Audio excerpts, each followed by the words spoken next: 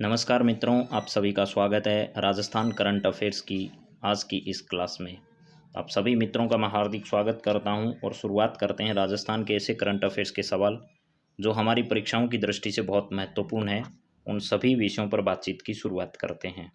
तो आप सभी को आनंद आ रहा होगा करंट अफेयर्स की, आर्थिक समीक्षा की इन सभी क्लासेस को। तो आप अपने सभी मित्रों के साथ इस क्लास को ज़रूर शेयर करिएगा, लाइक भी करिएगा और हमारा हौसला अफजाई करते रहिए ताकि हम भी इसी प्रकार के प्रयास लगातार करते रहें और आपको इस प्रकार के जो बेहतरीन सवाल हैं वो उपलब्ध करवाएं। आपके सामने कुछ पंक्तियां हैं। चुप्पियां बढ़ती जा रही हैं उन सारी जगहों पर जहां बोलना जरूरी था।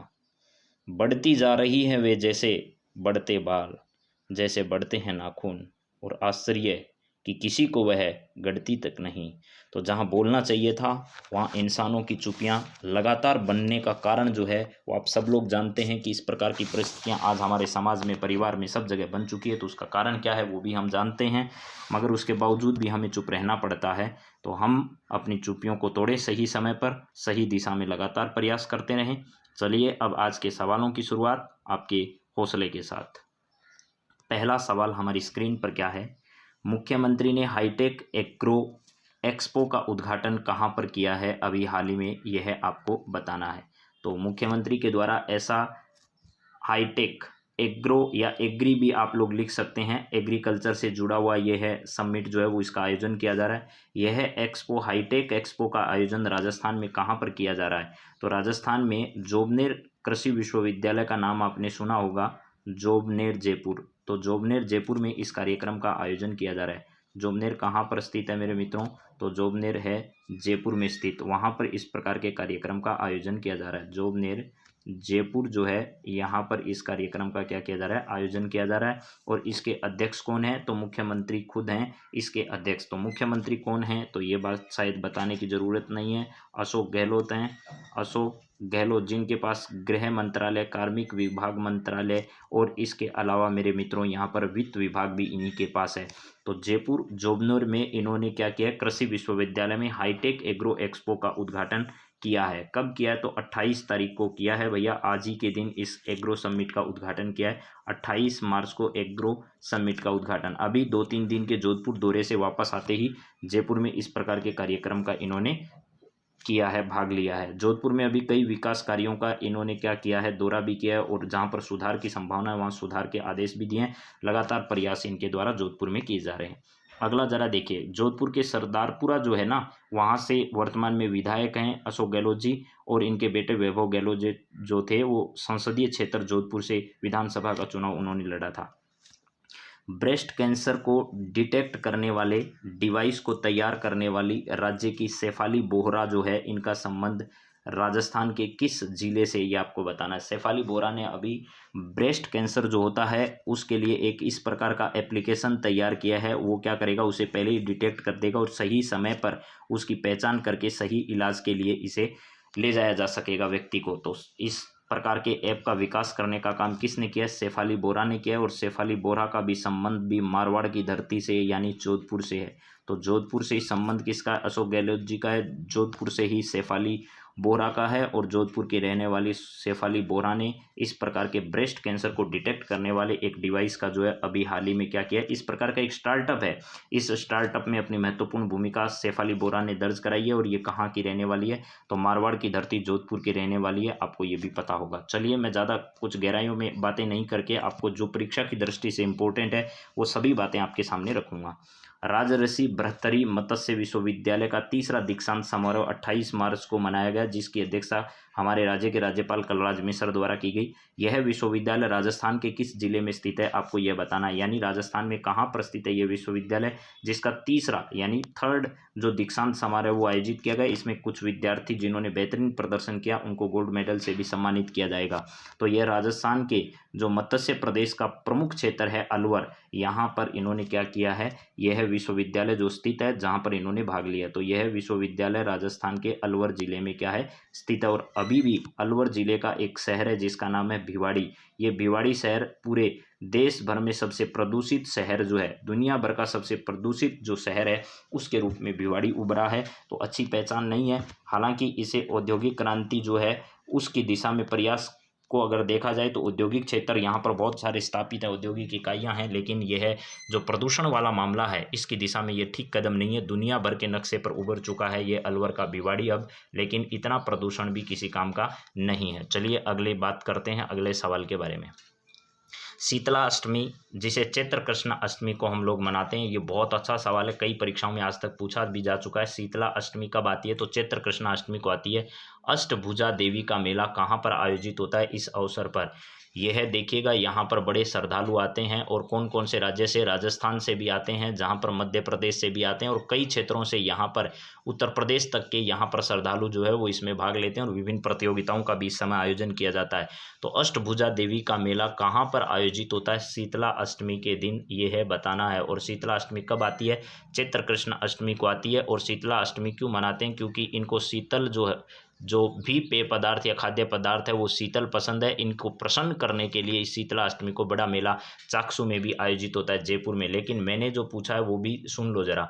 मैंने पूछा अष्टभुजा देवी का मेला कहाँ आयोजित होता है, तो अष्टभुजा मेला जो है वो कहाँ पर, बालेर सवाई माधोपुर में आयोजित किया जाता है। सवाई माधोपुर जिला जो है यहाँ पर बालेर में इसका क्या किया जाता है, आयोजन किया जाता है। तो इसका सही जवाब जो क्या है वो भी है। वैसे तो इसके मेले सब जगह आयोजित होते हैं चैत्र कृष्ण अष्टमी के दिन। शीतला अष्टमी सब जगह मनाई जाती है, सब जगह छोटे बड़े मंदिर भी हैं, वहाँ पर भी मेलों का आयोजन हो जाता है। लेकिन अष्टभुजा देवी मैंने साफ नाम दे रखा है, इसका मेला जो है वो यहाँ पर बालेर सवाई माधोपुर में क्या किया जाता है, आयोजित किया जाता है। चलिए नेक्स्ट सवाल जरा देखिए मित्रों क्या है। संयुक्त राष्ट्र पर्यावरण कार्यक्रम द्वारा जारी वार्षिक फ्रंटियर रिपोर्ट 2022, ये वार्षिक फ्रंटियर रिपोर्ट 2022 के अनुसार राज्य का शहर कौन सा है जहां ध्वनि प्रदूषण प्रदेश में सर्वाधिक है। यानी ये सवाल मैंने भारत के करंट अफेयर्स में भी आपको करवाया, लेकिन वो भारत के अकॉर्डिंग था, जहां मुरादाबाद शहर जो है यूपी का वो सबसे ज़्यादा प्रदूषित शहर है भारत का, ठीक है। और दुनिया भर में दूसरे भर में सबसे ज़्यादा ध्वनि प्रदूषण वहाँ पर है, इस प्रकार का नाम आया है। सबसे ज़्यादा ध्वनि प्रदूषण जो है ढाका बांग्लादेश की राजधानी में है, उसके बाद मुरादाबाद उत्तर प्रदेश का है, उसका नाम आता है। उसके बाद मेरे मित्रों इस्लामाबाद जो पाकिस्तान की राजधानी है उसका नाम आता है। लेकिन हम राजस्थान की बात करें तो राजस्थान का एक शहर है जिसका नाम जयपुर है और ये राज्य की राजधानी है। तो जयपुर शहर जो है यहाँ राजस्थान में सबसे ज़्यादा ध्वनि प्रदूषण अगर किसी शहर में है तो वो ध्वनि प्रदूषण जयपुर में है। लेकिन ओवरऑल प्रदूषण की अगर बात की जाए तो वो भिवाड़ी अलवर में है। तो यहाँ पर सही जवाब इसका बी ऑप्शन होगा, यानी जयपुर राज्य की राजधानी है, यहाँ सबसे अधिक राजस्थान में क्या है, ध्वनि प्रदूषण है। और यह रिपोर्ट किसके द्वारा जारी की गई है, संयुक्त राष्ट्र पर्यावरण कार्यक्रम यूएनईपी जिसे अपन कहते हैं, उस यूएनईपी के द्वारा जारी की गई है। तो यह रिपोर्ट सबसे अधिक जो है वो मान्यता प्राप्त है। और यूएनईपी का नाम लेकर इस प्रकार के सवाल आपसे पेपर वाला पूछ सकता है। तो चलिए नेक्स्ट सवाल कर बात करें, उससे पहले जरा देख लीजिएगा इस रिपोर्ट में क्या क्या सामने हमारे आया है। ध्वनि प्रदूषण में दिल्ली से आगे है, मुरादाबाद दुनिया में दूसरा नंबर है। विश्व के सर्वाधिक ध्वनि प्रदूषण 15 शहरों में 3 भारत के हैं। तो सारे शहरों की बात करें तो टोटल 4 शहर हैं 61 शहरों में। फ्रंटियर रिपोर्ट 2022 की है ये। इसमें 55 डेसिबल से अधिक शोर जो होता है वो घातक होता है। देश के 5 सबसे प्रदूषित शहरों की बात करें तो मुरादाबाद है, उसके बाद 2 नंबर कोलकाता है, आसनसोल है, जयपुर है, दिल्ली है। तो टॉप 5 जो देश के हैं उनमें चौथे नंबर पर जयपुर है, ये भी ध्यान रखिएगा। यहाँ पर अगर पूरी दुनिया की बात करें तो ढाका बांग्लादेश की राजधानी है, मुरादाबाद भारत का है, इस्लामाबाद पाकिस्तान, राजशाही Bangladesh, Ho Chi Minh City Vietnam, Ibadan Nigeria, कुपुरडोल Nepal, Algiers Algeria, Bangkok Thailand, New York America, दमेश्क सीरिया, मनीला फिलीपींस, हांगकांग चीन, कोलकाता भारत, आसनसोल भारत, ये शहर हैं जहां पर प्रदूषण की जो मात्रा है वो बहुत ज़्यादा है। बारिश की आवाज़ जो होती है वो 50 डेसिबल के आसपास की होती है। सामान्य बातचीत करते हैं तो 60 डेसिबल होती है। और वैक्यूम क्लीनर जब हम इस्तेमाल करते हैं तो उसमें लगभग 70 डेसिबल होती है। और ट्रैफिक का शोर 80 डेसिबल का, बाइक की आवाज़ जो होती है वो 90 डेसिबल, एम्बुलेंस का सायरन 100 डेसिबल का, बिजली की कड़कने की आवाज़ 110 डेसिबल। कई बार परीक्षाओं में आया है कि बिजली जब कड़कती है तो उससे कितने डेसिबल की ध्वनि जो है वो निकलती है, तो 110 डेसिबल। और विमान जब टेक ऑफ करता है तो 120 डेसिबल की आवाज़ होती है, तभी वहाँ पर काम करने वाले जितने भी वर्कर्स होते हैं उनके कानों में विशेष प्रकार के जो साधन है वो लगाए जाते हैं। ड्रिलिंग मशीन में 130 डेसिबल की और गोली की आवाज़ 140 डेसिबल के आसपास की होती है। तो ये सब बातें हमारी परीक्षा में जो जयपुर के बात थी वो हमारे लायक थी, राजस्थान की परीक्षाओं में पूछे जा सकते हैं। तो ये बात मैंने आपको बता दी है। और उत्तर प्रदेश का मुरादाबाद जो है वो वायु प्रदूषण ही नहीं, ध्वनि प्रदूषण में भारत शीर्ष देशों में शामिल है। तो ध्वनि प्रदूषण को लेकर के हमने जो बातचीत आपसे की है वो आप ध्यान रखना।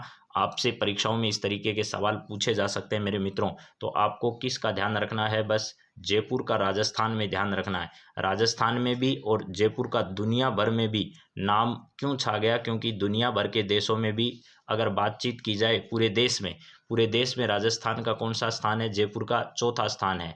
और राजस्थान में कौन सा है? तो राजस्थान में जयपुर में सबसे ज़्यादा क्या है? ध्वनि प्रदूषण है। ये ध्यान रखिएगा मेरे मित्रों। तो चलिए आगे बात करते हैं अगले सवाल पर। अगला सवाल क्या है यहाँ है आपके सामने कि नेशनल लेवल बियर्ड मुस्टेग प्रतियोगिता मिस्टर मरुद्रा 2022 का आयोजन कहाँ पर किया गया? तो मुस्टेग और बियर्ड का मतलब दाढ़ी और मूछ की जो प्रतियोगिता है, दाढ़ी और कौन सी है? मूछ। दाढ़ी व मूछ है, ठीक है। इस दाढ़ी और मूछ को लेकर के एक विशेष प्रतियोगिता का आयोजन अभी हाल ही में मरुद्रा कहाँ पर? बीकानेर में इसका आयोजन किया गया मेरे मित्रों। और इस प्रकार के देश प्रदेश के लोग भी यहाँ पर इस समारोह को देखने आते हैं। तो हाल ही में तो नेशनल लेवल की इस प्रकार की प्रतियोगिता है जिसे मिस्टर मरुद्रा 2022 का आयोजन राजस्थान में किया गया है। और राजस्थान में भी कहाँ पर किया गया है? तो बीकानेर में इसका आयोजन किया गया है। बीकानेर क्षेत्र आप लोग सभी जानते हैं मरुद्रा क्षेत्र के नाम से विख्यात है और यहाँ पर इस प्रकार की प्रतियोगिताओं का आयोजन किया जाता है। इसके अलावा ऊंट महोत्सव का आयोजन भी कहाँ पर होता है? तो यहाँ बीकानेर में इसका आयोजन किया जाता है। नेक्स्ट सवाल आपके सामने जरा देख लीजिएगा इस प्रतियोगिता के बारे में। रविवार को इस प्रतियोगिता का आयोजन किया गया। नेशनल लेवल बियर्ड एंड मुस्टेग दाढ़ी और मूछ मिस्टर प्रतियोगिता मरुद्रा 2022 का आयोजन इसमें किया गया था, जिसमें देश भर के जो इस प्रकार के कलाकार हैं उन्होंने इसमें क्या किया था? भाग लिया था। चलिए अगली बात करते हैं। 21 मई राष्ट्रीय पैरा तैराकी चैंपियनशिप का आयोजन अभी हाल ही में कहाँ पर संपन्न हुई है? ये प्रतियोगिता जिसके मुख्य अतिथि गुलाबचंद कटारिया ने इस समारोह में क्या लिया था? भाग लिया था। 21वीं है ये, 21 मई नहीं है मेरे मित्रों, 21वीं है। क्या है? 21वीं है, 21 मई नहीं है। 21वीं यहाँ पर राष्ट्रीय पैरा तैराकी चैंपियनशिप का आयोजन राज्य में उदयपुर में अभी हाल ही में किया था, जिसके मुख्य अतिथि कार्यक्रम के कौन थे? तो गुलाबचंद कटारिया थे। गुलाबचंद कटारिया नेता प्रतिपक्ष जो है गुलाबचंद कटारिया जो है इन्होंने इसमें क्या लिया था? भाग लिया था। तो गुलाबचंद कटारिया का नाम जरूर ध्यान रखिएगा आप लोग। इन्होंने उदयपुर में इस प्रकार के समापन समारोह खेल गांव जो उदयपुर का है वहां पर इस कार्यक्रम का आयोजन किया और गुलाबचंद कटारिया ने इसके समापन समारोह में क्या लिया? भाग लिया था। तो 21वीं राष्ट्रीय पैरा तैराकी चैंपियनशिप का आयोजन कहाँ पर किया गया? उदयपुर के खेल गांव में किया गया। उदयपुर का खेल गांव जो है यहाँ पर इसका आयोजन किया गया, उदयपुर के खेल गांव में। चलिए नेक्स्ट जरा देखिए अगला सवाल क्या है। प्रदेश में हाल ही में स्यूडोमोर्गस नामक एक मकड़ी की नई प्रजाति मकड़ी विशेषज्ञों द्वारा कहां पर खोजी गई? स्यूडोमोर्गस नामक एक नई प्रजाति मकड़ी विशेषज्ञों के द्वारा राजस्थान के राष्ट्रीय मरु उद्यान में अभी हाल ही में खोजी गई। राष्ट्रीय मरु उद्यान में राजी में क्या की गई है? खोजी गई है। रणथंभौर टाइगर रिजर्व में नहीं खोजी गई। सरिस्का में अभी जो है वो यहाँ के जंगल में आग लगने की वजह अभी तक इस पर काबू नहीं पाया गया है। जंगल में आग लगने की वजह से, आग की वजह से ये क्या आया है? चर्चा में। प्लस इसके साथ साथ यहाँ पर सचिन तेंदुलकर की घरवाली अंजलि तेंदुलकर जो है वो अभी हाल ही में भ्रमण करने सरिस्का और रणथंभौर पधारी है।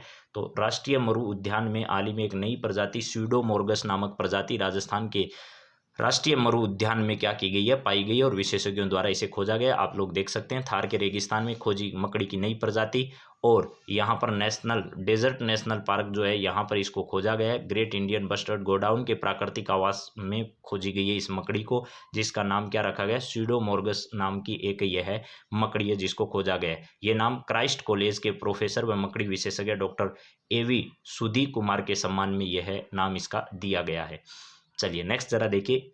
एग्रो इको टूरिज्म के लिए इंटरनेशनल फ्लोर इंटरनेशनल फ्लोर और रिसर्च सेंटर जो है वो राज्य में कहाँ स्थापित किया जाएगा। राज्य में पर्यटन को बढ़ावा देने के लिए कई प्रयास किए जाने हैं, उसमें से एक है इंटरनेशनल फ्लोर रिसर्च सेंटर। ये राजस्थान के माउंट आबू जो है यहाँ पर सिरोही जिले में स्थित है। ये माउंट आबू सिरोही जिले में क्या है, माउंट आबू स्थित है। यहाँ पर क्या किया गया है, इसको तैयार किया जाएगा। पर्यटन को बढ़ावा देने के लिए सिरोही जिले के माउंट आबू में क्या किया जाएगा, एग्रो इको टूरिज्म के लिए इंटरनेशनल फ्लोर व रिसर्च सेंटर की स्थापना की जाएगी। तो इसका सही जवाब मेरे मित्रों क्या होगा, ये होगा माउंट आबू सिरोही में। माउंट आबू सिरोही में इसकी स्थापना की जाएगी। माउंट आबू सिरोही इसका सही जवाब होगा। चलिए जरा नेक्स्ट जरा देखिए आपके सामने क्या है। यहाँ पर है राजस्थान विधानसभा में सर्वश्रेष्ठ विधायक पुरस्कार समारोह है। राजस्थान में सर्वश्रेष्ठ विधायक पुरस्कार समारोह के मुख्य अतिथि कौन रहे। तो ध्यान रखना, इस समारोह के मुख्य अतिथि जो है वो पश्चिमी बंगाल के राज्यपाल, जो हमेशा चर्चा में रहते ही रहते हैं, और पश्चिमी बंगाल भी चर्चा में रहता ही रहता है। पश्चिमी बंगाल जो है यहाँ पर अब कोई कुछ कर भी नहीं सकता, क्योंकि चुनी हुई सरकार है और वो भी भारी बहुमत से।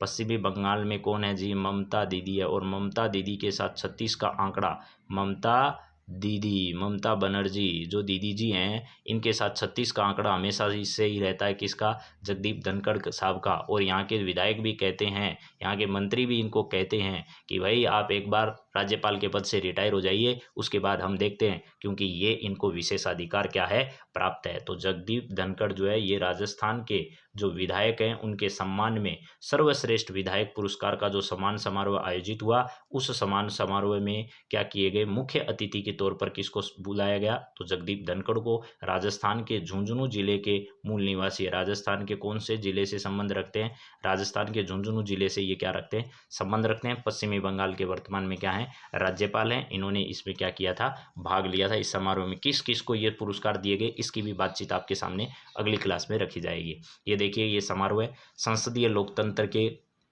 उन्नयन में राज्यपाल व विधायकों की क्या भूमिका है। सर्वश्रेष्ठ विधायक पुरस्कार समारोह है, जिसमें जगदीप धनखड़, सीपी जोशी, शांति धारीवाल और गुलाबचंद कटारिया आपको नजर आ रहे हैं। ये सीपी जोशी, शांति धारीवाल, गुलाबचंद कटारिया और जगदीप धनखड़ को सम्मानित करते हुए या उनका स्वागत करते हुए हमारे मुख्यमंत्री। चलिए ये देखिएगा, राजभवन में इस प्रकार का, राजस्थान की विधानसभा में इस प्रकार का कार्यक्रम आयोजित किया गया। ये स्वागत करते हुए यानी पधारने पर स्वागत राजस्थान के मुख्यमंत्री द्वारा पश्चिमी बंगाल के राज्यपाल का। यहाँ पर देखिए ये आपके सामने है, जोधपुर का सालावास पर्यटन के क्षेत्र को आगे बढ़ा रहा है। और इसके अलावा टूरिज्म डेस्टिनेशन के रूप में सुरपुरा जो क्षेत्र है जोधपुर का, वो भी उभर रहा है। और मैंने एक सवाल आपको कराया था आज की क्लास में, वो माउंट आबू में बनेगा फ्लोर रिसर्च सेंटर।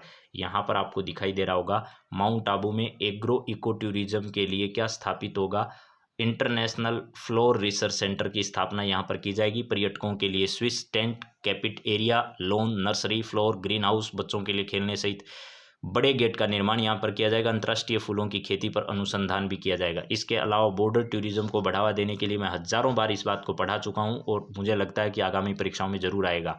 जैसलमेर की इसकी शुरुआत हो चुकी है। विख्यात तनोट राय मंदिर 18 किलोमीटर की दूरी पर भारत पाकिस्तान सीमा पर स्थित बीएसएफ की बटालियन पोस्ट को देशी विदेशी सैलानियों के लिए खोले जाने की तैयारियां अंतिम दौर में। सैलानी ऑनलाइन व ऑफलाइन सीमा के दर्शन कर सकेंगे। और इसमें यह भी ध्यान रखिएगा, ये नीति आयोग द्वारा इसको परमिशन प्रदान की गई है। शक्ति दर्शन प्रोजेक्ट इसका नाम रखा गया है। क्या नाम रखा गया है, शक्ति दर्शन प्रोजेक्ट। ये मैं कई बार आपको पहले भी बता चुका हूँ, शक्ति दर्शन प्रोजेक्ट इसका नाम दिया गया है। शक्ति दर्शन प्रोजेक्ट इसको बनाया गया है। और परमिशन जो है वो बीएसएफ को नीति आयोग द्वारा इसको परमिट किया गया है। नीति आयोग जो है, नीति आयोग द्वारा इसे परमिशन प्रदान की गई है। और कौन चलाएगा इस कार्यक्रम को, तो बीएसएफ तनोट माता के मंदिर में इस प्रोजेक्ट को, या मंदिर के पास वहां पर सीमा पर इस कार्यक्रम को चलाने वाले हैं, जिससे बॉर्डर टूरिज्म को बढ़ावा मिल सके। पंजाब राज्य की तर्ज पर इस प्रकार का सीमा पर यह कार्यक्रम जो है वो यहाँ पर चलाया जाएगा। तो मेरे मित्रों, मैंने राजस्थान करंट अफेयर्स के कुछ सवाल आपके सामने रखने की पूरी कोशिश की और मेरा प्रयास है कि आपकी परीक्षा में इस तरीके के सवाल लाभदायक हों। अगर आपको लगे कि वाकई में आपकी हेल्प होने वाली इस क्लास से, तो मुझे कमेंट करके ज़रूर बताएं और अपने मित्रों के साथ इस क्लास को शेयर भी कर सकते हैं। तो आप सभी का बहुत बहुत धन्यवाद। जय हिंद, जय भारत।